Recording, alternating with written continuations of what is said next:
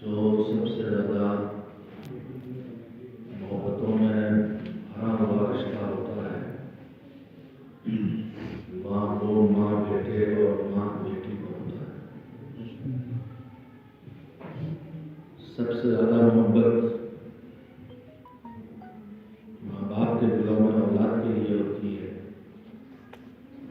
اس سے زیادہ محبت صرف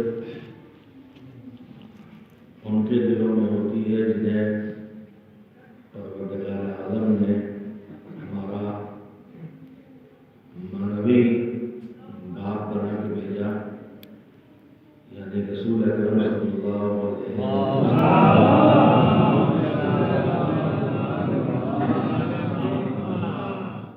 اس کے بعد شاید ہر انسان کو سب سے زیادہ محبت اپنی ماں سے ہوتی ہے۔ ایصال ثواب کی مجلس ہے۔ ایصال ثواب یعنی کچھ ایسے کام کرنا جن کا ثواب مرحوم تک پہنچ سکے۔ عزیزوں، ہم آپ جتنی نیکیاں کرتے ہیں ان پر اللہ سب سے پہلے تو اسی دنیا میں اچھے اثرات عنایت کرتا ہے۔ عام طور پر ہماری نگاہ میں صرف اجر و ثواب ہوتا ہے، لیکن شاید ہی کوئی ایسی نیکی ہو، کوئی ایسا اچھا کام ہو جس کا اچھا اثر اس دنیا میں انسانی زندگی پر نہ پڑتا ہو۔ اور اسی طرح سے جو ہم سے گناہ ہوتے ہیں، غلطیاں ہوتی ہیں، خطائیں ہوتی ہیں اللہ کی بارگاہ میں، چاہے وہ نماز اور روزوں کا چھوٹنا ہو، چاہے زبان سے جھوٹ اور غیبت کا کرنا ہو، چاہے کسی کے حق چھیننا ہے، کسی کے حق مارنا ہو، ہم یہ سوچ کے کبھی کبھی یہ سب کر ڈالتے ہیں کہ آخرت کا معاملہ ہے، اللہ سے مغفرت مل جائے گی۔ لیکن اگر آپ روایات اور آیات پہ نظر ڈالیں تو آپ کو یہ بات بھی دیکھنے کو ملے گی کہ ہر برائی میں بھی آخرت کی سزا ہی نہیں ہے، اس دنیا کا بھی کوئی کوئی نقصان ہے جو انسان کو پہنچتا ہے، چاہے اسے اس کا احساس نہ ہو۔ اللہ نے جو اعمال ہم سے کرنے کو کہے ہیں اور جن کاموں سے ہم کو روکا ہے، وہ آخرت پر ان کا اثر، اچھائی کا اثر ثواب کی شکل میں اور برائی کا اثر گناہ کی شکل میں بعد میں پڑتا ہے۔ اس سے پہلے اچھائی کا اثر اسی دنیا میں اچھائی کی فائدوں کی شکل میں انسان تک پہنچتا ہے، اور گناہ کا اثر اسی دنیا میں کسی نہ کسی صورت میں نقصان تک پہنچتا ہے۔ اللہ نے جزا اور سزا آخرت کے لیے رکھے ہیں، لیکن کبھی کبھی جزا اور سزا کے نمونے اس دنیا میں ہمارے سامنے لے آتا ہے تاکہ ہم اپنی آخرت کو بھول کے اسے برباد نہ کریں۔ عزیزوں، میں نے اس میں جو آیت کریمہ پڑھی ہے اس میں جس ہماری کمزوری کی طرف پروردگار عالم نے اشارہ کیا ہے وہ ہماری بہت بڑی کمزوری ہے، اور یہ کمزوری اتنی بڑی ہے کہ جو ہماری دنیا کی زندگی کو بھی بگاڑتی ہے اور آخرت کی زندگی کو تو تباہ کرتی ہی ہے۔ ہماری زندگی کے دو حصے ہیں، ایک دنیا کی زندگی ہے جو اس وقت ہم آپ کی زندگی کے دور عام میں ہے، اور ایک زندگی کے بعد آخرت کی زندگی ہے۔ قبر سے شروع ہونے والی زندگی حساب و کتاب کی منزلوں سے گزر کے جنت و جہنم کی شکل اختیار کرنے والی زندگی۔ ہماری دنیا کی زندگی ہماری نگاہوں کے سامنے ہے اور یہاں کی ضروریات بھی ہمارے سامنے ہیں۔ روٹی چاہیے، کھانا چاہیے، رہنے کی جگہ چاہیے، کپڑے چاہیے، زندگی کے ساتھی چاہیے، لوگوں کے ساتھ اکیلے رہنے کے لیے پیدا ہوئے ہیں، تعلقات، رشتے داری، یہ سب چاہیے۔ کبھی کبھی ہم اس دنیا کی زندگی کی ضرورتوں میں لگ کے اپنی آخرت کی زندگی کو بھول جاتے ہیں، اور یہ کمزوری ہم سارے انسانوں کی کمزوری ہے۔ قرآن کریم اسی کمزوری کو بیان کرتا ہے۔ سورہ اعلیٰ کی آیات میں میں نے آپ حضرات کی خدمت پڑھی، اللہ کہتا ہے قد افلح من تزکا۔ ہم میں سے ہر انسان اپنی ہر کوشش میں کامیاب ہونا چاہتا ہے، ہم کسی چیز میں ناکام نہیں ہونا چاہتے۔ امتحان دے تو پاس ہونا چاہتے ہیں، ملازمت کی درخواست دے تو ملازمت کرنا چاہتے ہیں، کھیتی کریں، گنا بوئیں، گیہوں بوئیں، آلو لگائیں تو کوشش کرتے ہیں پیداوار ہمیں کوئی نہیں کہتا کہ ہمارا پیسہ ڈوب جائے۔ تو ہم اپنے ہر کام میں کامیاب ہونا چاہتے ہیں، اور اس کے لیے اپنی عقل سے راستے طے کرتے ہیں۔ کہیں آدمی جھوٹ کے راستے سے کامیابی تک پہنچنا چاہتا ہے، کہیں بے ایمانی کے راستے سے، کہیں خیانت کے راستے سے، کہیں حرام کے راہ پہ چلنے کے راستے سے، مگر اللہ کہتا ہے ہم نے کامیابی ان راستوں میں رکھی ہی نہیں۔ ہم نے کامیابی کہاں رکھی ہے؟ قد افلح من تزکا وذکر اسم ربہ فصلی۔ کامیاب تو بس وہی آدمی ہونے والا ہے جو اپنے آپ کو پاک کرے، اپنے خیالات کو پاک کرے، اپنے پیسے کو پاک کرے، اپنے کھانے کو پاک کرے، اپنے ماحول کو پاک کرے، اپنی سوچ کو پاک کرے، اور اللہ کو یاد رکھے اور اللہ کی اطاعت کے ساتھ زندگی بسر کرے۔ یہ قرآن کا بتایا ہوا کامیابی کا راز ہے۔ اب ان راستے کو چھوڑ کر جتنے راستے بھی اپنائیں اور جہاں بھی پہنچ جائیں، اللہ کہتا ہے وہ تمہاری نگاہ میں ہم دوسرے کے کھیت پہ قبضہ کر کے اور مقدمہ جھوٹا قائم کر کے جیت بھی جائیں، اللہ کہتا ہے تم کامیاب نہیں ہوئے۔ یہ جو آج تم نے پایا ہے، کل اس کی بڑی مصیبت آخرت میں تمہارے سامنے آنے والی ہے۔ جیسے آج آدمی چوری کر کے گھر مال اٹھا لائے تو سمجھتا ہے اتنے لاکھ ہم نے کما لیے، لیکن جب پولیس پکڑ لے تب پتہ چلتا ہے کہ ہم نے کمایا تھا کہ کمایا۔ تو کبھی کبھی اسی دنیا میں پتہ چل جاتا ہے کہ جیب کاٹ کے، چوری کر کے، ڈاکہ ڈال کے آدمی سمجھ رہا ہے ہم نے اتنے کروڑ لوٹ لیے، راجا بنے ہوئے خرچ کر رہے ہیں، فراڈ کر کے لاکھوں جمع کر لیے اور لوگوں کو بیوقوف بنا کے بینکوں سے اکاؤنٹ میں پیسے لٹوا لیے۔ لیکن اب تھوڑے دنوں کے بعد جب فراڈ پکڑا جاتا ہے، جب 420 پکڑی جاتی ہے، جب چوری پکڑی جاتی ہے، جب ڈاکہ پکڑا جاتا ہے، تو اسی دنیا میں پٹائی اور جیل بتا دیتے ہیں کہ تم کامیاب نہیں تھے۔ ہماری بہت سی غلطیاں یہاں نہیں پکڑی جاتی، مگر ہماری ہر بے ایمانی، ہر چوری، ہر خیانت، ہر جھوٹا مقدمہ آخرت میں اللہ کے ہاتھوں بدلا جانے والا ہے، اور وہاں کی جیل میں 7 سال کی سزا نہیں ہے، 5 سال کی سزا نہیں ہے، وہاں کی جیل کا نام جہنم ہے، اور جہنم کی سزا ہمیشہ والی سزا ہے۔ دین کو چھوڑ کے کامیابی ملنے والی نہیں ہے۔ میرے عزیزوں، میری یادداشت میں پہلی بار اس جواب میں آیا ہوں، اگر اس سے پہلے بھی آیا تو اتنا زمانہ گزر گیا ہے مجھے یاد نہیں ہے۔ اب میں پہلی بار آپ کے درمیان مجلس پڑھ رہا ہوں، آپ پہلی بار مجھے سن رہے ہیں، لہٰذا میں اپنی گفتگو کو یہیں روک کے اور گزارش آپ کی خدمت میں ایک واقعے کو سنا کے عرض کرنا چاہتا ہوں۔ روایات میں ہے کہ جناب ابراہیم بہت مہمان نواز تھے، جناب ابراہیم بہت مہمان نواز تھے اور بغیر مہمان کے کھانا کھاتے بھی تھے۔ تو جب ان کے گھر کوئی مہمان نہیں آتا تو مہمان ڈھونڈنے نکلتے تھے کہ کہیں سے مہمان کو لے آئے، پکڑ لائے۔ ایک بار ایسی صورت تھی کہ ان کے گھر میں کوئی مہمان نہیں تھا تو وہ اپنا مہمان ڈھونڈنے جا کے اس راستے میں بیٹھ گئے جہاں سے قافلے گزرا کرتے تھے۔ جیسے آپ کے گھر میں کوئی پکڑے ملے تو آپ بھی جا کے چوراہے بیٹھ جائے گی، ادھر جاتے جاتے ہو جانے کھڑا چوراہے پہ بس ایک ادھر نہیں، کوئی نہ کوئی مل ہی جائے گا۔ تو ویسے چوراہے بیٹھ گئے، اس کے بعد وہ تھوڑی دیر میں 3 لوگ مل گئے جو مسافر تھے، ان کو نکل گئے، ان کو کھانا کھلایا۔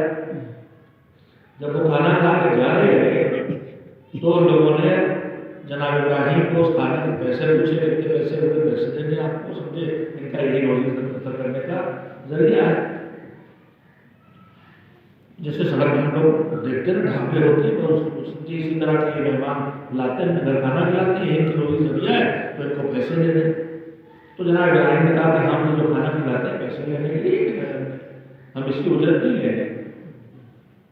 تو انہوں نے کہا کہ تمہاری زندگی کا اصول یہ ہے کہ تم مجھے کھانا کھلائے تو اجرت نہیں لو گے، اور ہم بھی بہت بولے نہیں، ہماری زندگی کا اصول ہے ہم نے جو کھایا ہم تو اس کے پیسے دیے بغیر جائیں گے۔ ابراہیم کہہ رہے ہم پیسے لے گے نہیں، اور وہ کہہ رہے ہم پیسے بغیر دیے اس کی قیمت دیے بغیر جائیں گے۔ تو آخر میں جناب ابراہیم نے کہا اچھا اگر تم نہیں مانتے ہو اور قیمت دیے بغیر جاؤ گے نہیں تو جو قیمت تم دے رہے ہو وہ نہیں ہوگا، میں جو میں کہوں وہ تمہیں دینا پڑے گا۔ اب انہوں نے سوچا ہوگا چلو بس گیا، پہلے سے طے نہیں کیا تو میں نے کیا دینا پڑے گا، مگر تھے ہمت والے کہ کوئی بات نہیں، جو تم کہو گے وہ قیمت دے دیں۔ تو جناب ابراہیم نے کہا کہ میرے اس کھانے کی قیمت یہ ہے کہ میرے پروردگار کو ایک سجدہ دو، میرے کھانے کی قیمت یہ ہے کہ میرے پروردگار کو ایک سجدہ دو۔ انہوں نے کہا میں جانتے ہیں کہ تمہارا پروردگار کون ہے، بت پرست جناب ابراہیم ایک اللہ کے ماننے والے، انہوں نے کہا ہم جانتے ہی نہیں تمہارا پروردگار کون ہے، ہم تو بت پرست لوگ ہیں۔ تو جناب ابراہیم نے کہا کہ اچھا ایسا کرو کہ سجدہ نہ کرو، بس تم اپنے پیشانیاں خاک پر رکھو، ٹھیک ہے، تم سجدے میں تیار نہیں ہو، سجدے میں اپنی پیشانی خاک پر رکھ کے کسی کی اللہ کی عظمت میں اقرار کرتا ہے زبان سے، ان کا ٹھیک ہے تم سجدہ نہ کرو، بس اپنے ماتھے زمین پر ٹیک دو۔ تو انہوں نے سوچا بت پرست ہے کہ ہم تو ماتھا ہر جگہ ٹیکتے ہیں، چلو ایک بتا یہاں بھی ٹیکے دیتے ہیں، ان کا ہاں یہ کر دیں۔ انہوں نے جیسے ہی اپنی پیشانیاں زمین پہ رکھی، جناب ابراہیم نے ہاتھ اٹھا کے دعا کی کہ پروردگار ایک کام میرا تھا وہ میں نے کر دیا، ایک کام تیرا ہے وہ تو کر دے، میرا کام تھا سروں کا جھکانا وہ میں نے جھکا لیے ہیں، تیرا کام ہے دلوں کا جھکانا تو نے جھکا۔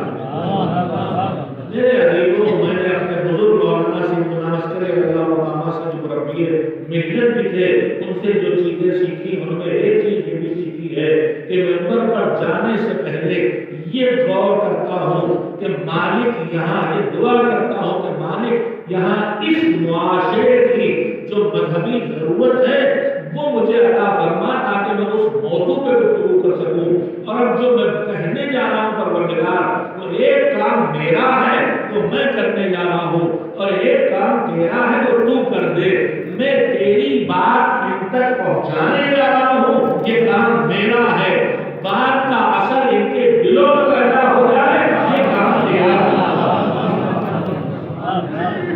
عزیزوں میں اپنا کام کروں گا کہ مالک کی بات، دین کی بات، اہل بیت علیہ السلام کی بات، مولا علی کی بات، منبر کی بات، قرآن کی بات آپ تک پہنچاؤں، اور دوسرا کام میرے پروردگار کا ہے کہ وہ دلوں میں اس اثر کو پیدا کر دے۔ ایک صلوات میں جو بھی بھیجے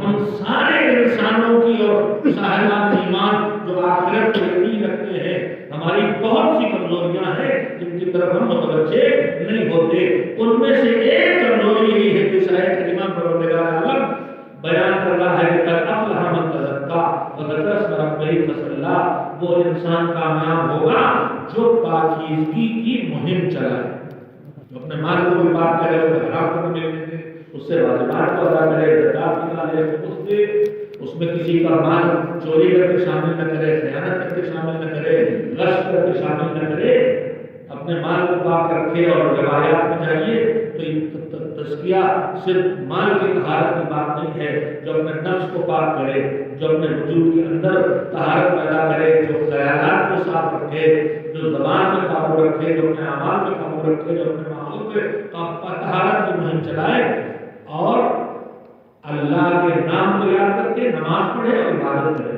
یہ قانون ہے کامیابی کا۔ اس کے بعد اللہ کہتا مگر اس کامیابی تک پہنچنے میں جو رکاوٹ ہے وہ ہے تمہاری روزی کیا ہے کہ ہم نے تمہیں کامیابی کا راستہ بتا دیا ہے، لیکن بل تبصرون الحیات الدنیا، مگر تم دنیا کی زندگی کو آگے رکھتے ہو۔ دنیا اور آخرت جب ٹکراتی ہے تو دنیا کی زندگی کو آگے رکھتے ہو۔ والآخرۃ خیر وابقیٰ، جبکہ آخرت کی زندگی اچھی زندگی بھی ہے اور آخرت کی زندگی ہی باقی رہ جانے والی زندگی بھی ہے۔ میرے عزیزوں، ابھی میں نے آپ کی خدمت میں جہاں سے سلسلے کو شروع کیا تھا وہیں سے بات کو آگے کہنا چاہتا ہوں کہ دنیا میں اللہ نے ہم کو دین کے نام پر جو کچھ کرنے کو کہا ہے اور جو کچھ نہ کرنے کو کہا،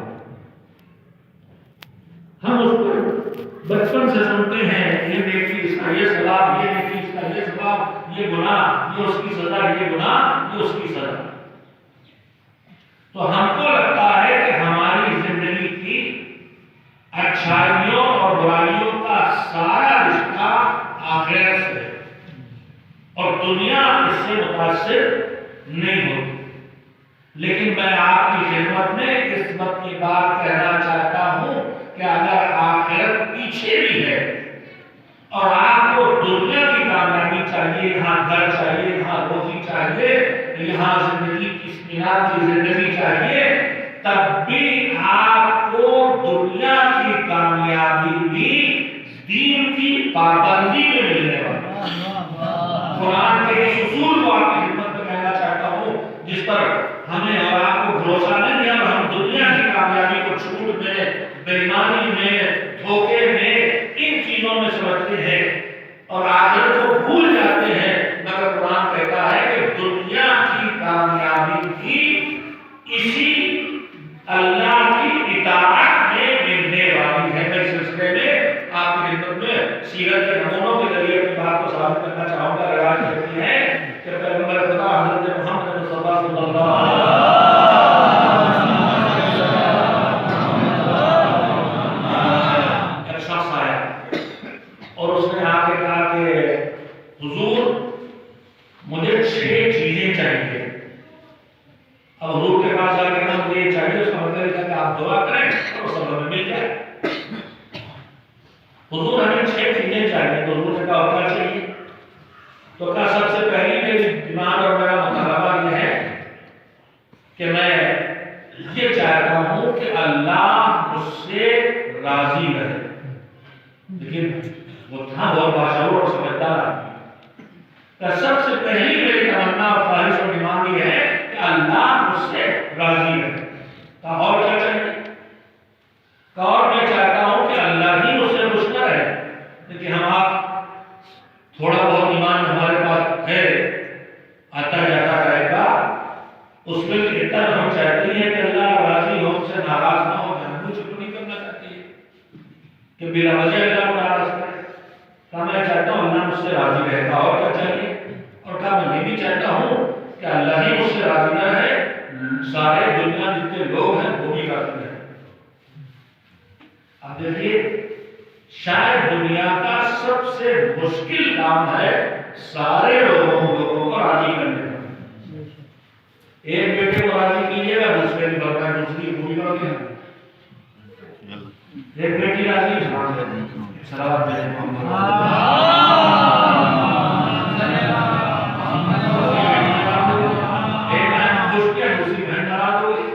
پڑوسی گھر والے دوسرے کو گھر والے ناراض، یہ والی پارٹی راضی ہو گئی، وہ والی محمود ذریعہ میں کون ہے جو نہ سمجھ سکے اس بات کو کہ سب کو راضی رکھنا بڑا مشکل کام ہے، جہاں ابھی تک قبائلی نظام چل رہا ہے۔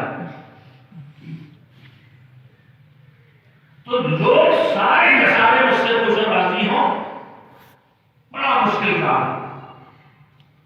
اور شاید سب سے مشکل کام جیسے لوگوں کو راضی کرنا ہے، ویسے ہی سب سے آسان کام اللہ کا راضی ہونا۔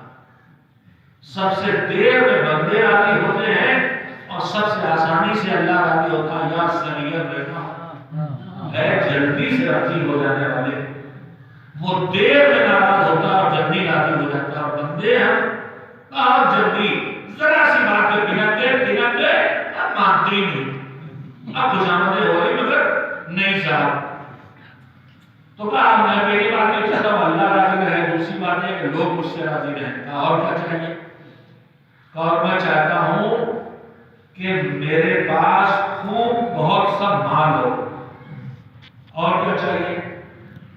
اور میں چاہتا ہوں کہ میں تندرست ہوں، بیمار نہ ہوں، اور کیا چاہیے؟ اور میں یہ چاہتا ہوں کہ میری عمر بھی لمبی ہو، چھوٹی عمر نہ ہو۔ اب دیکھیے کچھ بچا ہے کے پاس؟ اللہ راضی ہو ایک، لوگ راضی رہیں دو، مال بہت سا ہو تین، لمبی عمر ملے چار، اور جو لمبی عمر ملے اس میں بیمار بھی نہ ہو، بڑھاپا بھی آئے بیمار بھی نہ ہو، پانچ۔ آپ بتائیے کچھ بچا ہو آدمی دنیا میں چاہتا ہو؟ مگر میں نے کہا نا بڑا ذہین آدمی تھا۔ پہلی بات کیا تھی؟ اللہ راضی ہے۔ اب اللہ راضی ہوگا تو ہم تھوڑا سا راضی کیا تو جنت کی نیچے والی کوالٹی ملے گی، کچھ اور راضی کیا تو جنت اور اچھی ملے گی۔ آخری جگہ پر میری چھٹی تمنا یہ ہے، اور چھٹی ایمان اور خواہش یہ ہے کہ آخرت میں جو آپ کو منزل ملنے والی ہے اسی کا پڑوس مجھے بھی ملے۔ اب اس سے آگے کچھ بچا ہے تو نہ کیا ہو۔ آخرت میں وہ منزل جو پیغمبر خدا حضرت محمد مصطفیٰ صلی اللہ علیہ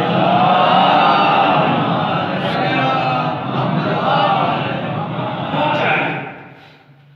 اب اگر آپ توجہ دیں تو 6 ڈیمانڈ تھی اس کی۔ اللہ راضی ہو ایک ہے، ہمارے آپ کے سب کے کام کی بات، لوگ بھی راضی رہیں دو، مال زیادہ ہو، وسعت رزق رہے، تندرستی نہ ہو تین، لمبی عمر ملے چار، صحت مند رہے پانچ، اور اس کے بعد آخرت میں وہ مقام مل جائے جو تو نے اپنے پیغمبر بھی رکھا بھائی مجھے مل جائے 6۔ اب حضور کا جواب سنیے، حضور نے کہا کہ تمہیں 6 چیزیں چاہیے تو 6 کام کرنا پڑے۔ یہ جملے کا مطلب سمجھیں گے؟ پہلی بات یہ چاہیے کہ خالی دعاؤں سے کام نہیں چلتا، دعا کے ساتھ کوشش ضروری ہے۔ آیا تھا پیغمبر کے پاس تو دعا کرنے کے لیے آیا تھا، پیغمبر نے کہا 6 چیزیں چاہیے تو 6 کام کرنا پڑیں گے۔ علم کے پاس جا کے زری پہ تعبیر پہ جگہ جگہ منتیں اور مرادیں مانگتے ہیں، خالی منتیں مرادیں مانگنے سے کچھ نہیں ہونے والا ہے جب تک کہ اللہ کی دی ہوئی طاقت کو ہم اس راہ پہ نہ لگائیں جس چیز کو پانے کی کوشش کر رہے ہیں۔ اگر امتحان میں اچھے ڈویژن سے پاس ہونا ہے تو خالی زری میں داخلہ بنانے سے ہونے والا نہیں ہے، پہلے سال بھر محنت سے پڑھو، اس کے بعد آپ کے امام سے مدد مانگو کہ میں اپنی طاقت لگا رہا ہوں، اب آپ میری سفارش کریں۔ گھر میں کاہلوں کی طرح بیٹھے ہوئے ہیں اور تعویذ لکھوا کے لے آئے کہ میری روزی بڑھ جائے، اس سے کچھ ہونے والا نہیں ہے۔ اللہ نے جو ہاتھ پیروں میں طاقت دی ہے پہلے اسے لگاؤ، پھر جاؤ زری سے لپٹ کے کہو کہ میں اکیلا کوشش کر رہا ہوں، آپ میری مدد کریں۔ تو بے عمل رہ کے کچھ ملنے والا نہیں ہے، جو کرنا نہ چاہیے اس کے لیے جو درد تمہارے اندر ہے اٹھی کوشش کرو۔ اسی طرح سے اگر ہمیں جنت چاہیے تو خالی ہاتھوں کو لے کے بیٹھ کے مالک جنت دینے سے کچھ ہونے والا نہیں ہے، جنت پانے کی کوشش کرو، یعنی جو واجبات ہیں وہ چھوٹنے نہ پائے اور جو حرام کام ہے وہ ہونے نہ پائے، پھر دعا کرو کہ مجھے جنت دے۔ 6 چیزیں چاہیے تو 6 مطالبات کے لیے 6 کام کرنا پڑے گا۔ 6 کام کیا؟ کا پہلا کام یہ ہے کہ اگر تم یہ چاہتے ہو کہ اللہ راضی رہے تم سے تو ہمیشہ یہ کرو کہ اللہ کی اطاعت کرو اور اس کی نافرمانی نہ کرو، جو کہے وہ کرو، جس کام سے روک دے اس کام سے رک جاؤ، باقی اللہ کو اور کچھ نہیں چاہیے تم سے۔ نہ مسجد میں جا کے شادی سے پہلے گلگلے چڑھانے کی ضرورت اور نہ مسجد کے طاق میں جا کے بلب کی روشنی میں موم بتی جلا کے طاق کو کالا کرنے کی ضرورت ہے، اور نہ اپنے دولہا میاں کے سر پر سہرا باندھنے سے پہلے اللہ میاں کے کاپ پہ سہرا باندھنے کی ضرورت ہے۔ تمہیں اللہ کو راضی رکھنا ہے تو وہ کرو جو اللہ کے بعد ہے۔ ہمارے یہاں کیا کیا ہونے لگا ہے مجھے نہیں پتا، مگر انہی مواقع پر کسی موقع پر اپنے بچپن میں ہم لوگ شادیوں میں مسجدوں کے تار ڈھونڈا کرتے تھے، گلگلے پلا کرتے تھے۔ یہ سب کیا حماقت ہے؟ آپ کو سوچیے، اللہ کو خوش کرنے کی کوشش ہو رہی ہے نا۔ سارا پہلے مسجد سے دفتر میں باندھا جا رہا ہے، اگر اللہ میاں کو راضی نہ کر لیا تو ہمارا دولہا رانڈ ہو جائے گا۔ لا حول ولا قوت الا باللہ، کہاں سہرا، کہاں اللہ کا در، کہاں بلبلے، کہاں اللہ۔ وہ کہتا ہے کہ ہم تم کو پیدا کیا ہے تاکہ تم ہماری اطاعت کر کے کامیاب بنو۔ ما اريد منهم من رزق ولا اريد ان يطعمون، نہ تم سے مجھے روزی چاہیے نہ تم سے مجھے کھانا چاہیے۔ تو پھر یہ بلبلے کاہے کے لیے مسجد میں جا کے چڑھائے جاتے ہیں؟ یہ کیا ہے؟ یہ اللہ کو نہ پہچاننے کا نتیجہ ہے، اور قرآن سے دوری کا نتیجہ ہے، اور معصومین سے دوری کا نتیجہ ہے کہ کہیں سہرا باندھ کے، کہیں بلبلے رکھ کے، کہیں موم بتی اور اگربتی جلا کے ہمیں تو خوش کرنا چاہ رہے ہیں۔ وہ کہہ رہا ہم کو خوش کرنا ہے تو ایک ہی راستہ ہے، واجبات کو انجام دیتے رہو، حرام سے روکو بچاتے رہو، اللہ راضی ہو جائے گا۔ ایک صلوات دیجیے محمد۔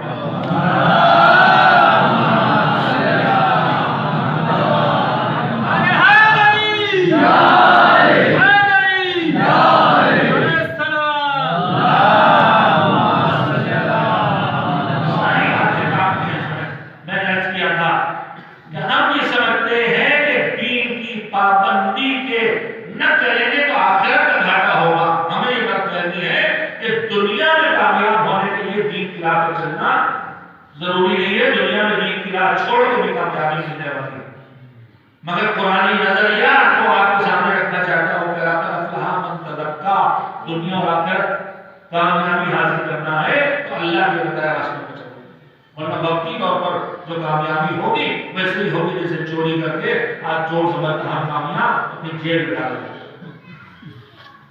کہا اور کیا چاہیے؟ کہا اور مجھے دوسری میری تمنا اور خواہش یہ ہے کہ لوگ مجھ سے خوش رہیں۔ تو پیغمبر نے فرمایا کہ دیکھو اس کے لیے جو نسخہ ہے وہ سنو۔ دیکھیے ہم آپ سب اس دنیا میں ہیں اور اللہ نے ہمیں نعمتوں سے نوازا ہے، اور جو سمجھتے ہیں ان کے پاس نعمتیں نہیں ہیں وہ بھی اپنے پاس محرومی کے عالم میں بھی جتنی نعمتیں اللہ کی ہیں ہمارے پاس ہم انہیں گن نہیں سکتے۔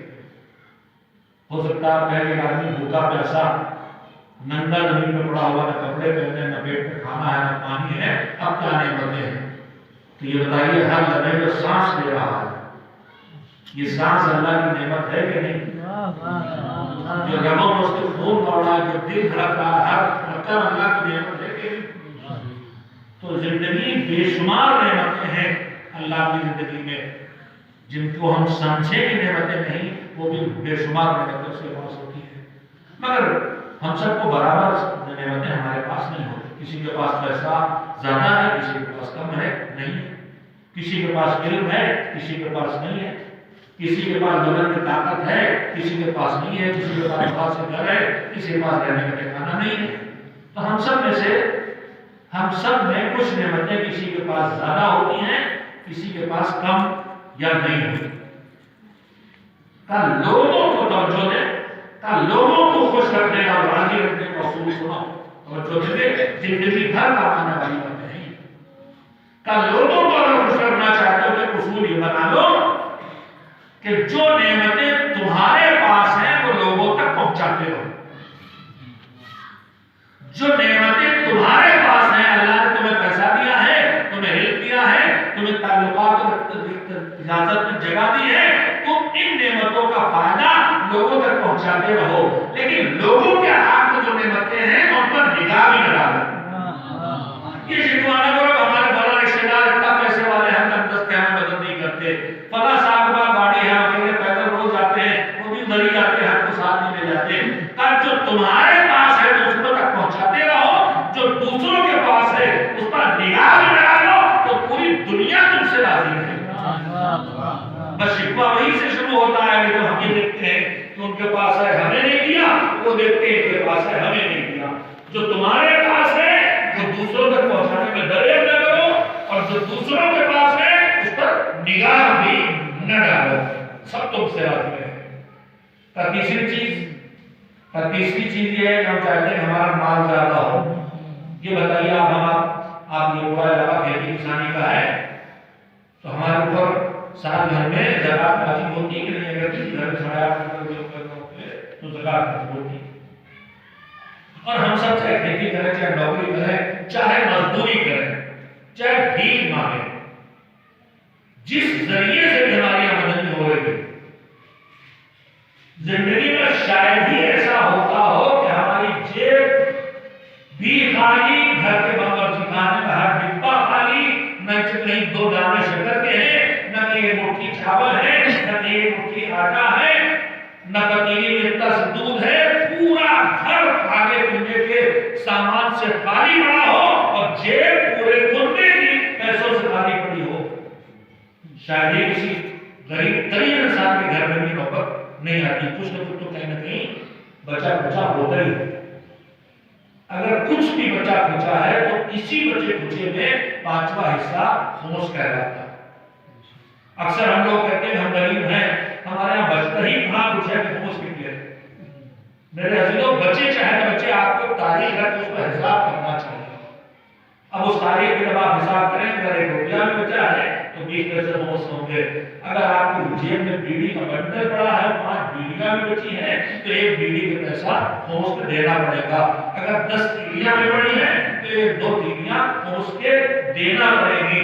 یہ تصور ہمارا غلط ہے کہ بچتا نہیں، گھر چھوڑیے نہیں بچتا۔ تو اللہ نے ہمارے پاس جو رکھا ہے، ہمارے مال میں 2 واجب چیزیں رکھی ہیں، ایک زکات، ایک خمس، اور ایک کسی چیز ہے فطرہ۔ فطرہ اس کو واجب نہیں ہوتا ہے، جس کے گھر میں سال بھر کے خرچے سے آمدنی کم ہو، اس کو واجب نہیں ہوتا۔ اسی میں واجب ہوتا ہے جس کے سال بھر کی آمدنی اس کے خرچے پر ہوتی ہے۔ زکات اسی واجب ہوتی ہے جس کا پیداوار سارا روپیہ ہو، فصلوں کو واجب نہیں ہوتی۔ لیکن خمس کوئی نہیں بچتا جس پہ واجب نہ ہوتا اگر ہم حساب کرتے ہیں۔ یہ 3 واجبات ہیں۔ ہم میں سے اکثر لوگ جن کے پاس بہت ہوتا وہ بھی نہیں دیتے، 50 کنٹل گیہوں پیدا کرتے ہیں، زکات نہیں دیتے۔ اچھی خاصی مطمئن زندگی بسر ہوتی ہے، یہ سوچتے خمس واجب نہیں، خمس نہیں دیتے۔ فطرے سے ڈرتے ہیں کہ فطرہ نہیں نکالیں گے، معاشرے میں شہرت ہو گئی ہے تو بیمار رہیں گے اور مر جائیں گے، لہذا اس مارے ڈر کے فطرہ نکالتے ہیں۔ اور اسی ڈر میں عقیقہ واجب بھی نہیں ہے، مگر ڈر سماج میں ہے کہ عقیقہ نہیں کرو تو بیمار ہو گئے، لہذا بکرا ضرور کٹوا دیں۔ یہ سب ہمارے وہ دین کے نہ پہچاننے کے نتیجے میں دین کو نہ جانتے ہیں۔ سنیے، ہم واجب خمس نہیں نکالتے اس خیال سے کہ ہمارا مال کم ہو جائے گا، ہم واجب زکات نہیں نکالتے اس خیال سے کہ ہمارا مال گھٹ جائے گا، مگر رسول اکرم حضرت محمد مصطفیٰ صلی اللہ علیہ وسلم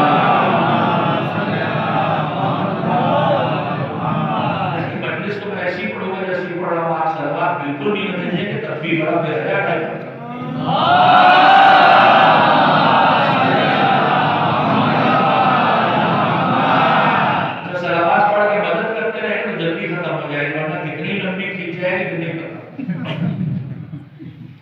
مشاعرہ چل رہا تھا، مشاعرے میں غزلیں پڑھی جاتی ہیں، غزل ہوتی 10-11 شعر۔ ایک صاحب آگے لکھنے میں آج مصالحوں بھی ہوتا ہے، لمبے لمبے قصیدے لے کے آ جاتے ہیں۔ ایک صاحب آگے غزل لے کے، مگر 10-11 شعر کی غزل نہیں تھی، غزل بروز میں مثنوی تھی، اور مثنوی میں ہزاروں شعر ہوتے ہیں، 10 شعر 20 شعر 30 شعر پڑھے چلے جا رہے ہیں، ختم نہیں ہوتے، آواز بھی کان سے پیچھے چڑھ۔ تو جب لمبی غزل ہو گئی، ختم نہ ہو رہی، سب تھکنے لگے تو پیچھے جب دیہاتی صاحب بھی، ہم آپ سب دیہاتی ہیں، وہ اسی شہر میں ہوگا، ہاں ایک میرا جیسا تھا، اپنا ہی ایسا ایک تگڑا سے لٹ لے کے کھڑا ہوا، بس جیسے وہ دیہاتی پیچھے سے لٹ لے کے کھڑا ہوا، یہ شاعر صاحب سمجھ کے کہ میں تشریف رکھیے، آخری شعر اور ذہن تمام۔ اچھا ایک بات اور راز کی سن لیجیے گا، یہ جو شاعر کہے آخری شعر اور ذہن تمام تو دھوکے میں نہ آئیے گا، اس کے بعد ایک شعر اور سنائے گا نقطے کے نام سے۔ مولوی جب آپ سے کہے کہ میں 2 فقرے اور ذہن تمام، تب بھی دھوکے میں نہ آئیے گا، اس کا ایک فقرہ کتنے کلومیٹر لمبا ہے آخری شعر اور زہر تمام تو اس نے وہی کہا تھوڑے دیہاتی لیڈر کا حضور آپ ہیں مہمان، آپ پڑھیے، میں تو اس میزبان کو ڈھونڈ رہا ہوں جس نے آپ کو بلایا۔ تو میزبان بھی آپ کا جانا پہچانا آئی ہے، بعد میں ایک کرتے پڑھتے رہیے گا، فی الحال صلوات بھیج کی مدد کرتے رہیے۔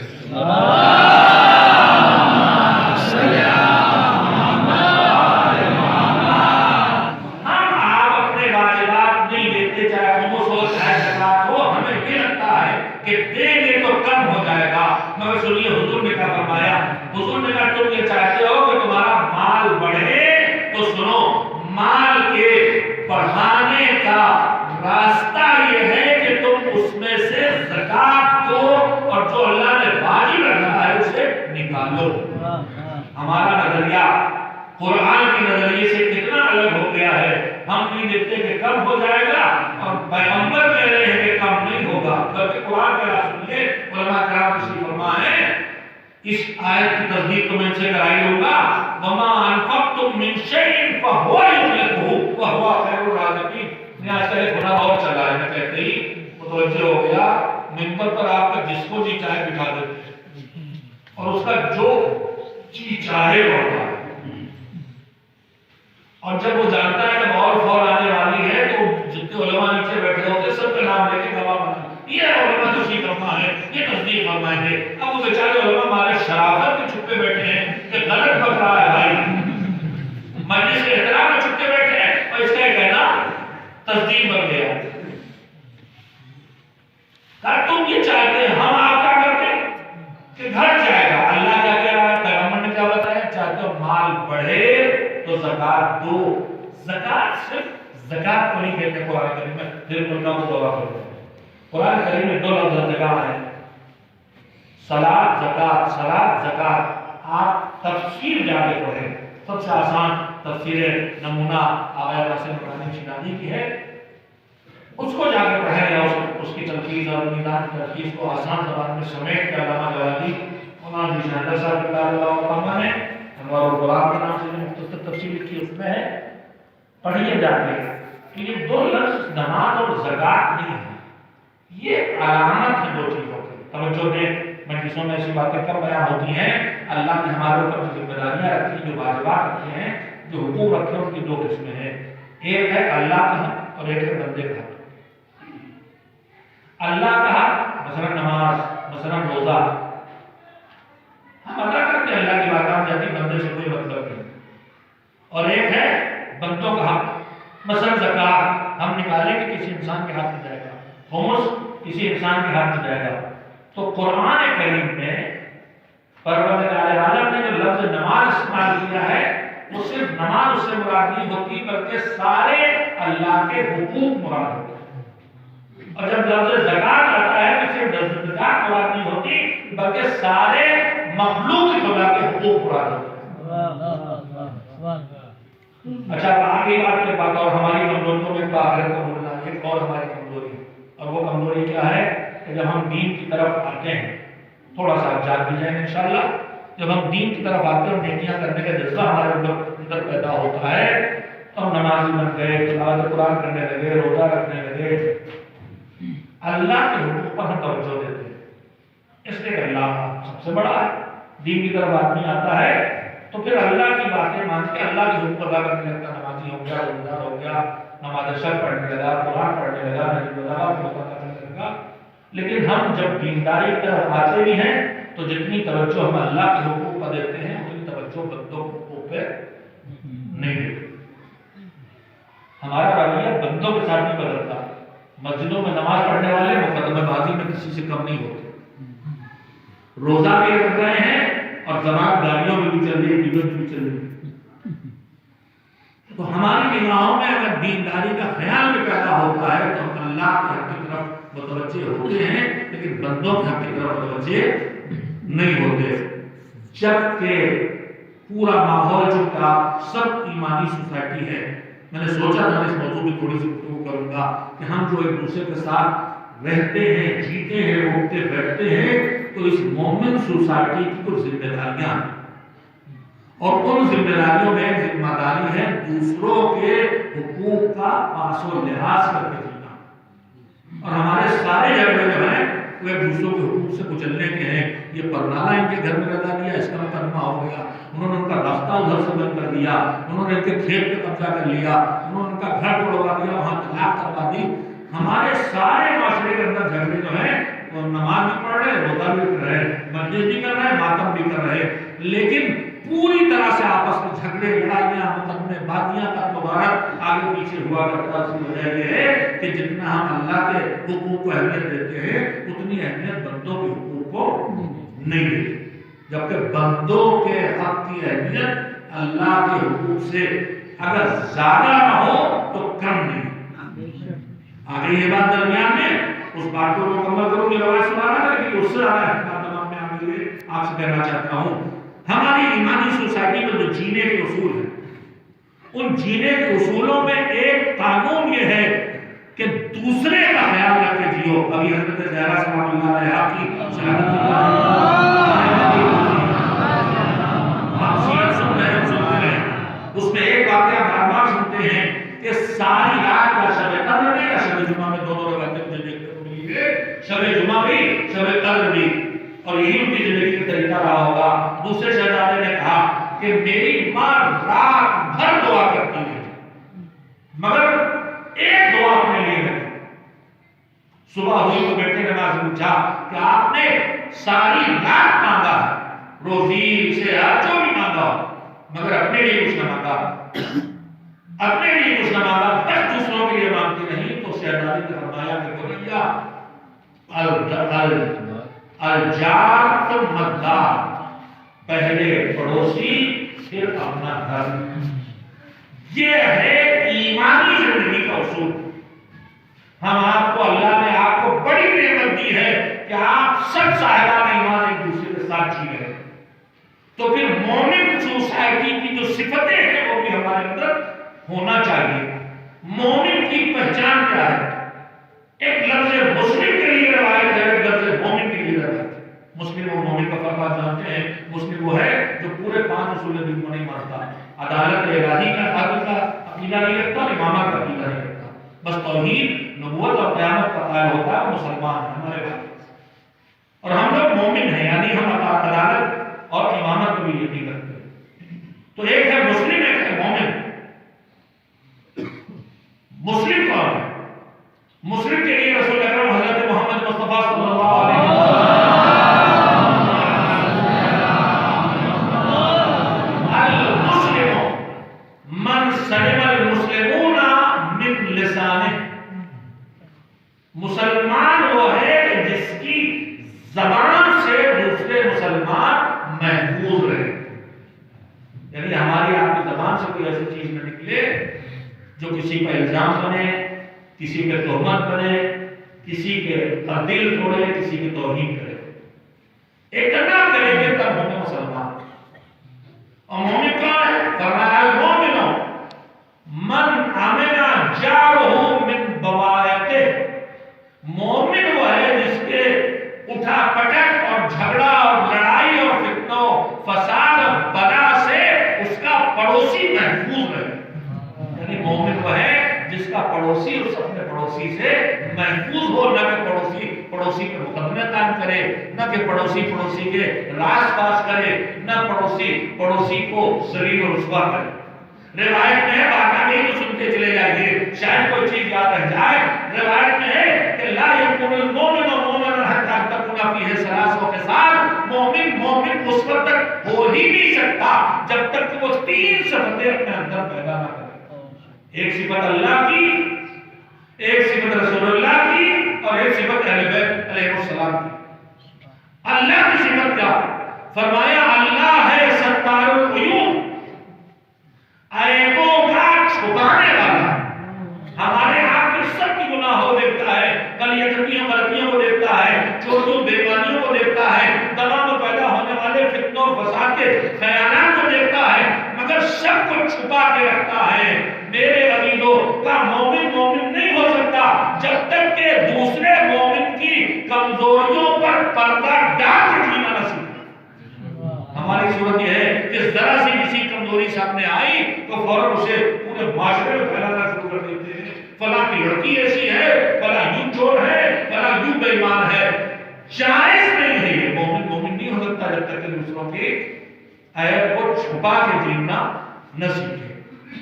تو میرے عزیزو، میں عرض کر رہا تھا کہ ہماری کمیوں میں کمی یہ بھی ہے کہ ہم اللہ کے حق کی طرف متوجہ بھی ہو جائیں تو بندوں کے حق کی طرف متوجہ نہیں ہوتے، جبکہ بندوں کے حق کی ادائیگی اللہ کے حق سے کچھ کم نہیں۔ میں آپ سے پوچھوں، میں اسے بچپن سے سنتے آئے ہیں، قرآن مجید میں ایک آیت ہے، آیت ولایت، بسم اللہ الرحمن الرحیم، انما ولیکم اللہ ورسولہ والذین آمنوا الذین یقیمون الصلاۃ ویؤتون الزکاۃ وهم راکعون۔ آیت ولایت، اللہ تمہارا ولی، تمہارا ولی اس کا رسول ہے، اور وہ صاحبان ایمان اللہ کے بندے ہیں جو نماز قائم کرتے ہیں اور حالت رکوع میں زکات دیتے ہیں۔ ہم نے بچپن سے سنا ہے حالت رکوع میں زکات کس نے دی تھی؟ مولا علی نے۔ آیت کیا کہہ رہی ہے؟ اللہ ولی، رسول ولی، اور تمہارے علی، تمہارے ولی، علی ولی۔ یہ بتائیے کہ جب انگوٹھی دی مولا نے نماز میں، جس کو اللہ کے زکات دی اور ولایت کا اعلان ہوا، تو کیا اس سے پہلے علی ولی نہیں تھے؟ کیا اس سے پہلے اللہ ولی نہیں تھا؟ کیا اس سے پہلے رسول اللہ ولی نہیں تھے؟ تو ظاہر ہے کہ ولی تھے، علی بھی ولی تھے۔ تو پھر یہ آیت کیا کر رہی ہے؟ یہ آیت ان کو ولایت نہیں دے رہی ہے، ان کی ولایت کا اعلان کر رہی ہے۔ ولایت دینا، جیسے آیت تطہیر میں، کیا آیت تطہیر آئی تو اس سے پہلے طاہر نہیں تھے؟ طاہر تھے۔ آیت طہارت نہیں دے رہی ہے، طہارت کا اعلان کر رہی ہے۔ بالکل اسی طرح جیسے آیت کرسی میں اللہ لا الہ الا هو الحی القیوم توحید کا اعلان ہے، تو یہ توحید اللہ کی شروع نہیں ہو رہی ہے، اللہ کی توحید کا اعلان ہو رہا ہے۔ تو یہ عطا نہیں ہے ولایت کی، اعلان ہے ولایت کی۔ تو سوال یہ پیدا ہوتا ہے کہ اللہ نے علی کی ولایت کے لیے اسی موقع کو منتخب کیوں کیا؟ ولایت علی جو ہوئی اس کا اعلان کب ہوا؟ جب نماز پڑھ رہے تھے اور حالت رکوع میں زکات دی۔ ایک نماز پڑھی ہے اور زکات دی، اللہ نے اسی موقع کو منتخب کر توجہ دے۔ ایک بہت کام کی بات ہے، آپ کی خدمت پیش کرنا چاہتا ہوں۔ میں نے ابھی آپ کی خدمت پیش کیا کہ اللہ نے ہمارے کو حقوق اور واجبات رکھے ہیں، اور یہ دو قسمیں ہیں، ایک ہے اللہ کا حق اور ایک ہے، ہم بولیے، دیکھیں یاد کیے کہ تین بولیے، اللہ کا حق اور بندوں کا حق۔ نماز اللہ کا حق ہے، روزہ اللہ کا حق ہے، لیکن زکات بندوں کا حق ہے، فطرہ بندوں کا حق ہے، پڑوسی کا خیال بندوں کا حق ہے، ماں باپ کا حق بندوں کا حق ہے، صلہ رحم بندوں کا حق ہے۔ یہ سب بندوں کے حقوق ہیں، اللہ کا حق، بندوں کا حق، دو طرح کے حق۔ مولا کائنات کی پوری زندگی حقوق کی ادائیگی کی تعلیم، علی کی زندگی کا کوئی ایک لمحہ بھی خالی نہیں ہے، کوئی نہ کوئی حق کو ادا کر رہے ہیں۔ مگر جب ساری رات نمازیں پڑھ رہے ہیں تو اللہ کا حق ادا ہو رہا ہے۔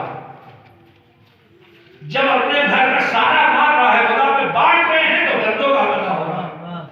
تو پوری زندگی حقوق کی ادائیگی کی تاریخ ہے، جاگ کے سنیے، پوری زندگی حقوق کی ادائیگی کی تاریخ ہے، مگر کبھی اللہ کا حق ادا کرتے ہیں، کبھی بندے کا حق ادا کرتے ہیں۔ کبھی نماز پڑھ کے اللہ کا حق ادا ہوا اور کبھی میدان میں جا کے بندوں کا حق ادا ہوا۔ مگر علی جب نماز پڑھتے ہوئے زکات دی تو نماز پڑھ کے اللہ کا حق ادا ہو گیا اور زکات دے کے بندوں کا حق ادا ہوا۔ 25 لمحے مولا نے اللہ کا حق بھی ادا کیا اور بندوں کا حق بھی ادا کیا، اسی لمحے تاکہ جس کے ولی اللہ، اس کا ولی رسول، اس کے ولی علی، یعنی اللہ نے یہ بتایا کہ اللہ والا، نبی والا، علی والا وہی ہو سکتا ہے جو اللہ کے حقوق بھی ادا کرتا رہے اور بندوں کے حقوق بھی ادا کرتا رہے۔ ایک سلام دیتے ہیں میرے دیوان،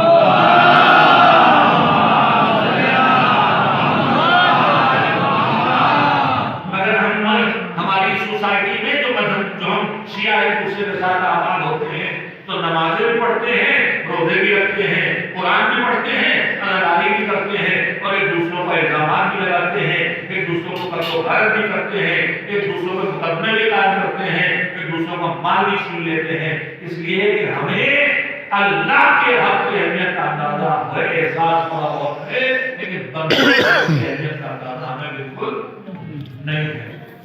جبکہ اللہ کے حق میں نے کیا کہ اللہ کا حق ادا کرنا جتنا اہم ہے اس سے کم اہم بندوں کے حقوق کی ادائیگی نہیں ہے، بلکہ اللہ کے حق کے چھوٹ جانے میں خطرہ ہے. جہنم کا حق اتنا مشکل نہیں ہے جتنی بڑی مشکل بندوں کے حق کا چھوٹ جانا ہے.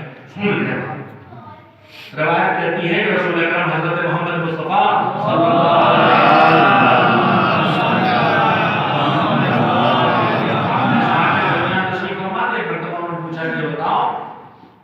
کہ سب سے زیادہ مسکین کون ہے، سب سے زیادہ فقیر اور محتاج کون ہے. لوگوں نے بتانا شروع کیا جس کے پاس کھانے کا نہ ہو، جس کے پاس پہننے کا نہ ہو، جس کے پاس خرچہ نہ ہو. لوگ بتاتے رہے اور وہ کہتے رہے کہ یہ مراد نہیں ہے، یہ مراد نہیں ہے، یہ مراد نہیں ہے. تو میں ان کا واقعی بتاتے ہیں کہ آپ کیا کرنا ہے. تو فرمایا سنو، مسکین اور محتاج وہ نہیں ہے. ہم بڑی جلدی کہہ دیتے ہیں ہم بہت غریب ہیں، ہم فقیر ہیں، ہم تندرست ہیں. بات میں بات کر کے پھر یاد دلاؤ، کسی شیعہ مومن کو یہ کہنے کی کبھی گنجائش ہی نہیں ہے کہ میں فقیر اور غریب ہوں. کیوں؟ سن لیجیے اس کو. امام جعفر صادق علیہ السلام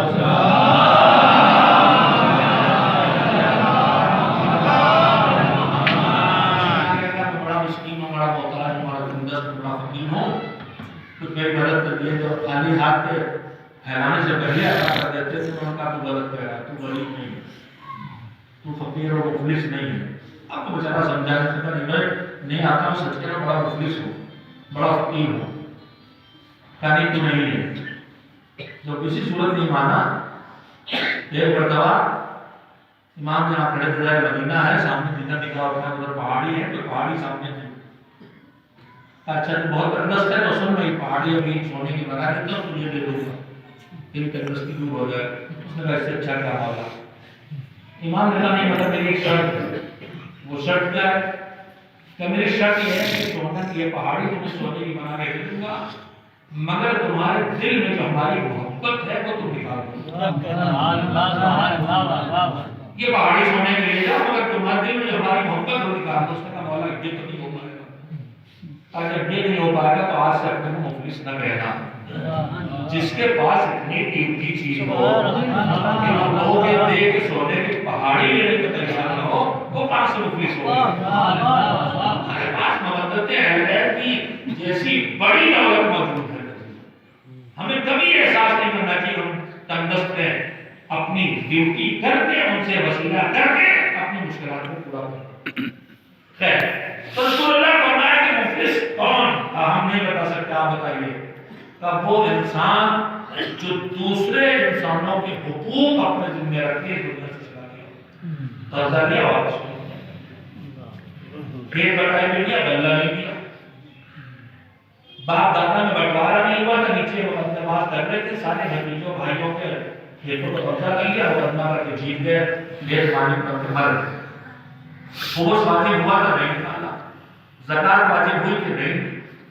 کسی کو گالیاں دے کے ذلیل کیا تھا اور اس سے کبھی معذرت نہیں کی. کسی کا گھر توڑوا دیا تھا، کبھی اسے جڑوانے کی کوشش نہیں کی. دوسروں کے حقوق لے کے چلا گیا، کسی کی عزت چھینی، کسی کو بے توہین کی، کسی کا دل توڑا، کسی کا مال چھینا، کسی گھر پہ قبضہ کیا، کسی زمین پہ. وہ مر گئے، چلے گئے. کہ جب یہ میدان قیامت میں حساب کے لیے کھڑے کیے جائیں گے تو ان کے نام اعمال میں دوسروں کے حقوق ہوں گے. قرضدار نے میرے پہ 5000 روپے لیے تھے، انہوں نے نہیں دیے. صاحب سادات کے ادا کھڑے ہمارا موس نہیں کیا، امام کھڑے صاحب امام نہیں کیا، غریب ہیں زکات نہیں دی، انہوں نے مجھے گالی دی تھی، میری دھوئی کی تھی، میری بے عزتی کی تھی، اب مجھے اس کا بدلہ چاہیے، وہاں نہیں کر سکتا. تو اللہ فرشتوں سے کہے گا لوگ ان کے حقدار ہیں، حقدار کھڑے ہیں، اور جتنا حق ان کے ذمہ ہے ان کے پاس تو کچھ ہے نہیں، تو خالی ہاتھ آئے، اب تو کچھ ہے نہیں کا. تو ان کے جو حقدار کھڑے کہاں سے پتا ہو؟ تو اللہ کہے گا کہ اس کی توجہ دیں، اس کے نامہ میں دیکھو کچھ نیکیاں ہیں، کہاں یہ نماز پڑھتے تھے، یہ ادائیگی کرتے تھے، فاتحہ نظر لیا فاتحہ کرتے تھے، یہ چندہ دیتے تھے اچھے کاموں میں. کہ ان نیکیوں کا ثواب حقداروں کو دے. اب اس کے نامہ میں جو نیکیاں لے کے گیا تھا منتقل ٹرانسفر ہو رہے ہیں، حقداروں میں جا رہے ہیں. چلی گئی فرشتوں کا مالک اس کے پاس جتنی نیکیاں تھی سب ختم ہو گئی، حقدار اب بھی کھڑے ہیں۔ اب ایسا کرو کہ اس کی نیکیوں کا سوال ختم ہو گیا نا، تب ایسا کرو کہ جو حقداروں کے گناہ ہیں اس کے قبضے کے بدلے وہ گناہ اس کے نام عمل میں ٹرانسفر کر دو۔ تو نتیجہ کیا ہوگا کہ نیکیاں کر کے جانے والے آدمی کا نام عمل نیکیوں سے خالی ہو جائے گا، اور بدلے میں دوسروں کے گناہ بھی اس کے نام عمل میں آ جائیں گے۔ پیغمبر نے فرمایا یہ ہے مسکین، یہ ہے بیچارہ، جب اس کی کوئی مدد نہیں کر سکتا۔ تو میرے عزیزو، اگر آخرت میں مسکین ہونے سے بچنا ہے تو زندگی کی یہ زندگی چاہے کتنی مفلسی میں بسر ہو جائے، مگر کوشش کرنا چاہیے ہم کو کہ دوسرے کا حق لے کے دنیا سے بچ جائے۔ ایک صلوات دے دیں محمد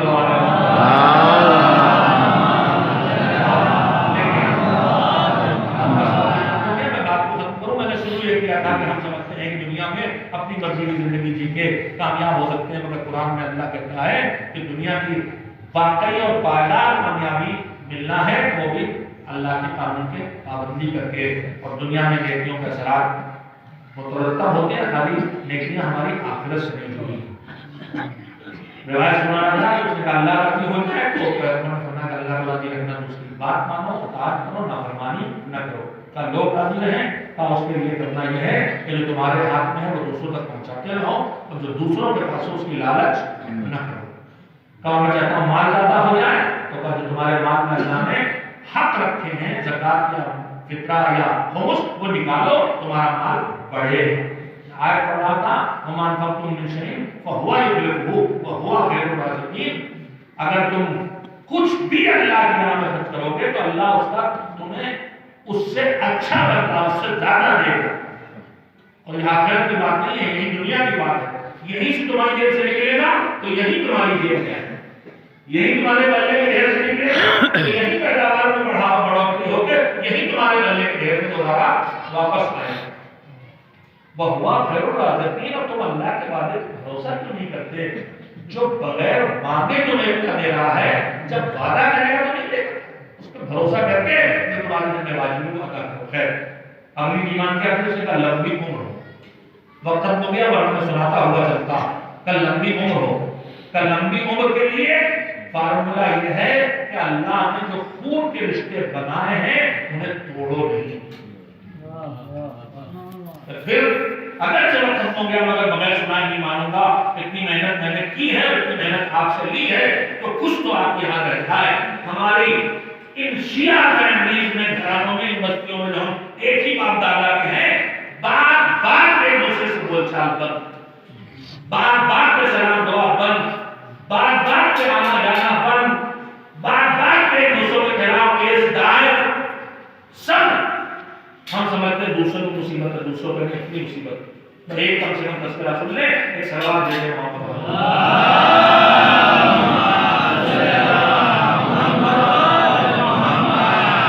اللہ نے کہا ہے کہ اللہ کے بنائے رشتے ان کو جوڑ کے رکھو، ان کو توڑنے کی ضرورت نہیں ہے۔ رشتوں کو جوڑ کے رکھنے کا نام ہے صلہ رحم، اور رشتوں کو توڑ کے رکھنے کا نام ہے قطع رحم۔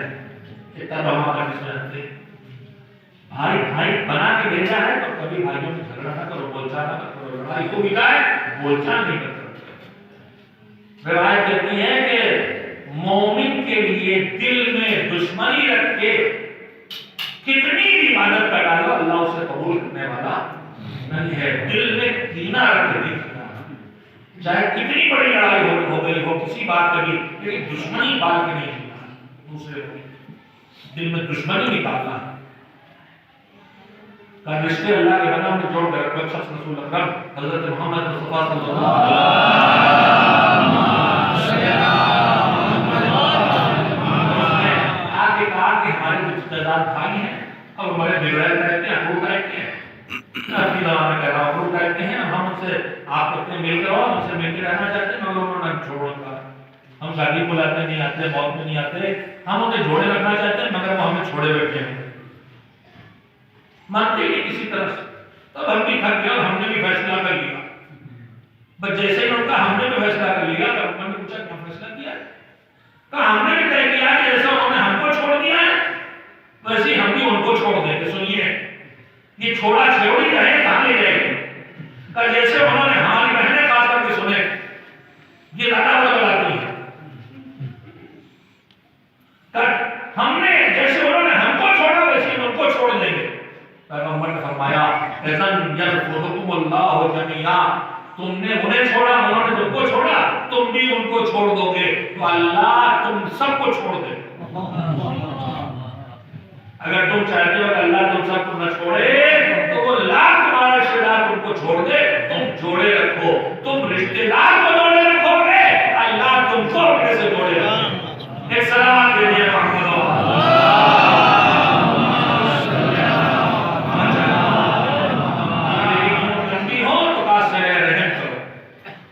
جو خون کے رشتے انہیں بنا کے رکھو، چچا، پھوپھی، خالہ، ماموں، بھائی، بہن، یہ بالکل پہلے نمبر کے رشتے ہیں، پھر ان کی پیدا نسل پیدا ہونے والے رشتے سب سے جوڑ کے رکھو۔ مولانا غلام اصغر اللہ گوشت کٹتے تو دیکھا ہی آپ نے، گوشت پہ باریک سے جھلی ہوتی، جھلی کبھی کبھی لگی رہتی، کٹتی نہیں، الگ سے کاٹنا پڑتی۔ خطیب اعظم فرماتے تھے معصوم کے ارشاد کی روشنی میں کہ بھیا جب تعلقات توڑو تب بھی جھلی لگی رہنے دو، بجانے کب چھوڑنا پڑے، اور یہ سچائی ہے۔ رشتوں کا آپ توڑ تاڑ کے ہمیشہ توڑ کے رہنا پائیں گے، جوڑنا پڑے گا، یہ جھلی لگی رہنے دو۔ اور مولا علی امیر المومنین حضرت علی بن ابی طالب علیہ السلام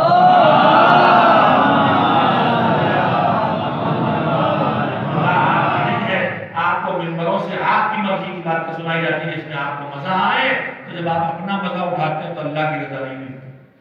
آپ کو یہ سب سنایا جانا چاہیے منبروں سے۔ مولا نے فرمایا کہ دشمنی کرو تو ایسی نہ کرو کہ اگر کبھی دوستی سے بدلنا پڑے تو کوئی جائز بات نہیں کرے، اور کہا دوستی کرو تو اتنی آپس کی دان کاٹی نہ کر لینا، اتنے راز اس کے حوالے نہ کر لینا کہ کبھی دشمن بنے تو سنبھالے نہ سکتے۔ تو ہر جگہ دل میں حدیں رکھی ہے، دشمنی میں بھی حدیں رکھی ہے، تو دشمنی کی ضرورت نہیں، اور کر ہی ڈالی ہے تو پھر بھی اتنی نہ کر لینا کہ کل جوڑنا پڑے تو جوڑے نہ پڑے۔ واپس آئیے، کہا میں لمبی عمر چاہتا کہ صلہ رحم کرو، کہا میں چاہتا ہوں کہ بڑھاپا آ جائے مگر بیماری نہ آئے، کہا اب اس کا علاج ہے صدقہ۔ زکوٰۃ و صدقہ میں فرق کیا ہے؟ بعض الفاظ ہمارے یہاں بولے جاتے ہیں تو بس بعض چیزیں ایسی دماغ میں آ جاتی ہیں، اس سے ہٹتے نہیں۔ ہمارے یہاں صدقہ روپے 2 روپے دینے کا نام صدقہ، اس کا نام نہیں۔ مذہب میں ہر وہ پیسہ خرچ کرنا جس کا خرچ کرنا مجھ پر واجب نہیں ہے، صدقہ۔ جو مجھ پہ واجب ہے وہ زکوٰۃ ہے، وہ فطرہ ہے، وہ خمس۔ جو واجب نہیں ہے وہ سب صدقہ ہے، غریب کو دینا صدقہ ہے، کسی کارے ہے تو خرچ کرنا اس کا واجب نہیں ہے، وہ بھی صدقے کی فہرست میں آتا ہے۔ کہا اگر تم یہ چاہتے ہو کہ تمہارے گھر میں بیماری نہ آئے تو صدقہ دو۔ کتنی چیزیں سنا دی آپ کو، آپ سب بھول گئے، میں یاد دلا دوں۔ 5 چیزیں تھیں جہاں سے میں نے شروع کی تھی، وہی ختم کر رہا ہوں کہ دنیا میں بھی کامیاب ہونا ہے تو اللہ کے رسولوں کو چلنا ہوگا، اللہ کو راضی رکھنا، اطاعت کرو، لوگوں کو خوش رکھنا، جو تمہارے پاس پہنچاؤ، جو لوگوں کے ہاتھ میں اس کی لالچ نہ کرو۔ اور اگر چاہتے ہو روزی میں وسعت پیدا ہو تو زکوٰۃ دو، چاہتے ہو عمر لمبی ہو تو صلہ رحم کرو، یعنی رشتے کو اللہ نے بنا کے اور جوڑ کے رکھو، اور چاہتے ہو کہ بیماری نہ آئے تو صدقہ دو۔ آخری چیز کیا تھی کہ آخرت میں آپ کا ساتھ چاہیے۔ آخرت میں آپ کا ساتھ چاہیے تو کیسے ملے گا؟ فرمایا فَأَتِلِ السُّجُودَ مَعِيَ لِلَّهِ الْوَاحِدِ الْقَهَّارِ۔ آخرت میں پیغمبر کا ساتھ چاہیے تو صاحب معراج کے ساتھ کے لیے تمہیں اپنی معراج کی منزلیں طے کرنا ہوگی۔ فرمایا میرے ساتھ اللہ واحد قہار کے سامنے لمبے لمبے سجدے کرو، یعنی جتنا چھپتے جاؤ گے اللہ اٹھاتا جائے گا، غرور چھوڑتے چلے جاؤ، انکساری بڑھاتے چلے جاؤ، بندوں کے آگے انکساری بڑھاؤ، اللہ کے آگے لمبے سجدے کرو، تم جتنا جھکتے جاؤ گے اللہ تم کو اتنا اٹھاتا چلا جائے گا۔ ایک صلوات بھی دل کے بیٹھ دے۔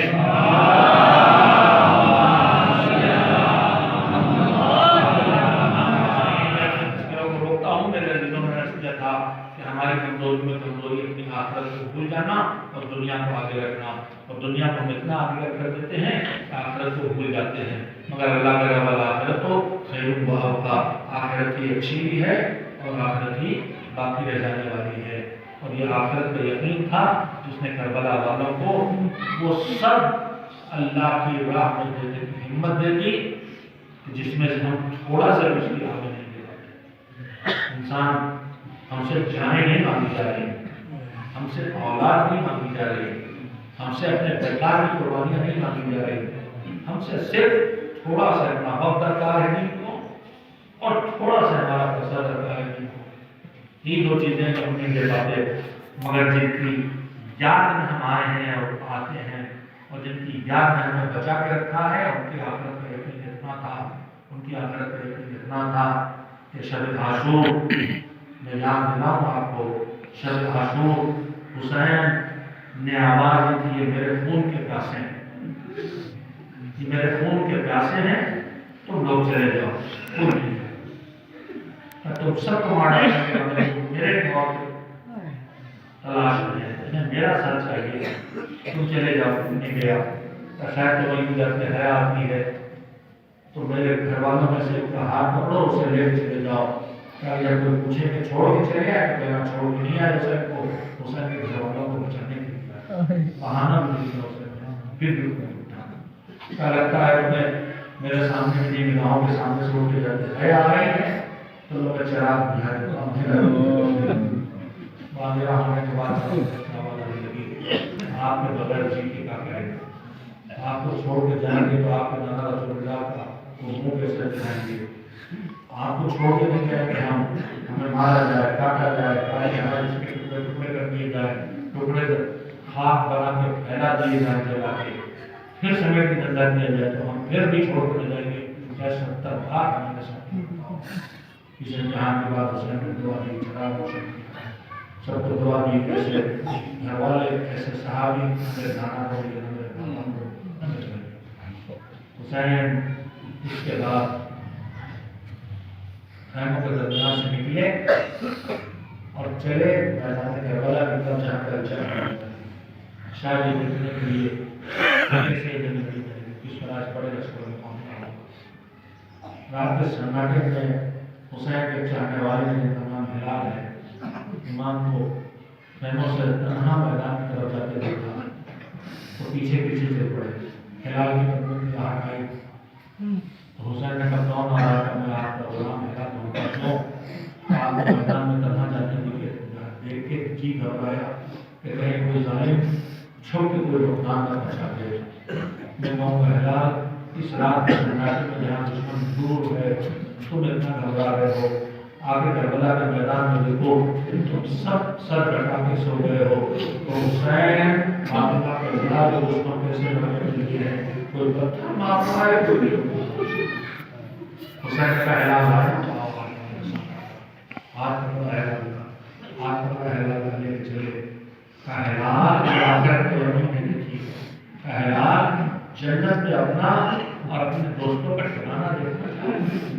مولا اگر آپ کا کرم ہو تو زیادہ کیا ہو سکتا ہے، کہا سنو یہ دیکھو حبیب کی جگہ، یہ دیکھو مسلم یہاں رہے یہ وہ ٹھکانہ، یہ تمہاری جگہ جنت میں ایک کے ساتھ ٹھکانہ دکھا کے پھر آپ پر کے لیے چلے گا ہلال آؤ میرے ساتھ آگے چلو، لے کے چلے ہلال یہ اوپر کی زمین دیکھ رہے ہو یہاں مسلم کا خوب ہے، یہ جگہ دیکھ رہے ہو یہاں پر لیبر کے قریب ترائی دیکھ رہے ہو عباس کے بازو پہ بیٹھے ہلال وہ نشین دیکھ رہے ہو آپ ہمارے آقا حسین کے سوکے کے ایک مرتبہ حسین گفتگو کرتے کرتے رکے اور اس کے بعد کہا ہلال میں تم سے باتیں کر رہا ہوں اور تم کچھ بےچین دکھائی دے رہے ہو، مولا آپ ایمان لوگ ہیں، آپ مجھ سے بہتر سمجھتے ہیں، اس وقت کربلا کے سناٹے میں دو آوازیں مجھے ایک ساتھ سنائی دے رہی ہیں، ایک آپ کی گفتگو کی آواز ہے اور ایک کسی بیوی کے بیوی کی صدا آ رہی ہے، جیسے کوئی بیوی ہائے حسین ہائے حسین کہہ کے گریہ کر رہی ہو، کہنا تم نے ٹھیک پہچانا، ارے کوئی اور نہیں ہے کہ ہماری اماں فاطمہ زہرا ہے، اللہ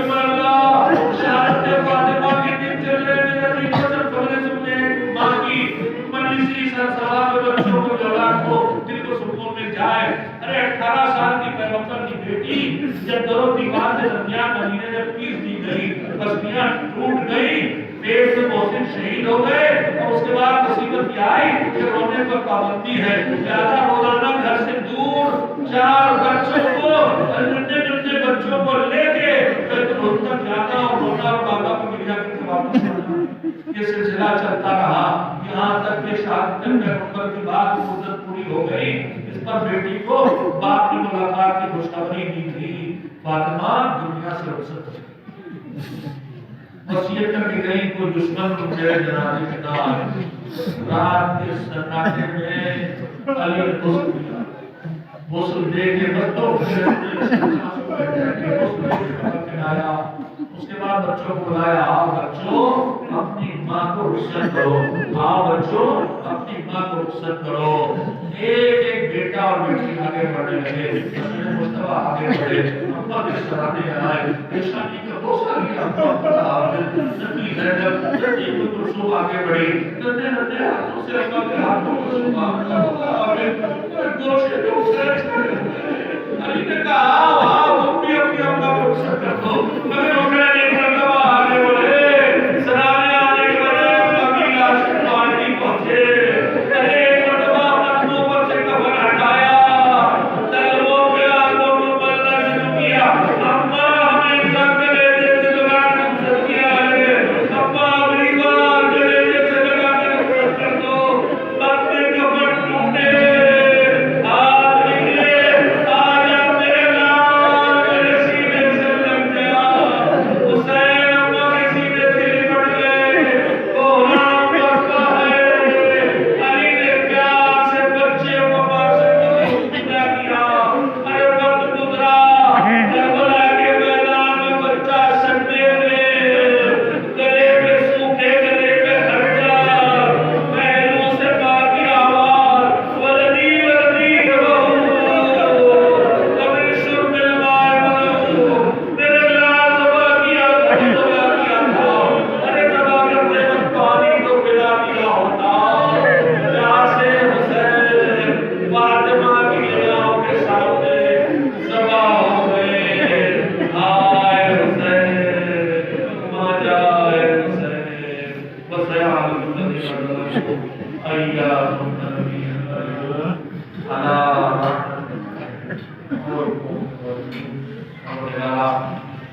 मोहम्मद वाले मोहम्मद अलैहिस्सलाम का वास्ता इस मजलिस के आज़ाद हम मोहम्मद वाले मोहम्मद की खिदमत में इस मजलिस को सवाल पर क्या करते हैं, उससे जो मज़ीद अजर व सवाब मिले, मरहूमा हमीदा मरहूमा सैयदा हुसैन बेगम ने सैयद रसूल को दूर पहुंचा दे। परवरदिगार हमारे तमाम अमाल में कबूल फरमा, परवरदिगार हमें ईमानी ज़िंदगी बसर करने की तौफीक अता फरमा, हमारे गुनाहों से बचने की ताकत इनायत फरमा। परवरदिगार हम ज़मीन से उठते हैं तो ईमान के साथ उठते हैं। परवरदिगार ज़मीन पर है दुर्गम का शिकार यमन और सऊदी अरब जैसे मुल्कों की हिफाजत फरमा, दुनिया से चले अपने मक़सद फरमा, राज इकराम रहबर इन्क़िलाब इस्लामी सब की हिफाजत फरमा। परवरदिगार ज़माने के इमाम को शराबी रुस्तुम फरमा, लोग जनाज़ों को शामिल होने के लायक बना दे। एक रसूल हम और 3 बार दूसरे को एक फरमा के मरहूमा सैयदा सली बेगम जिस तस्वीर से और रोम की रूह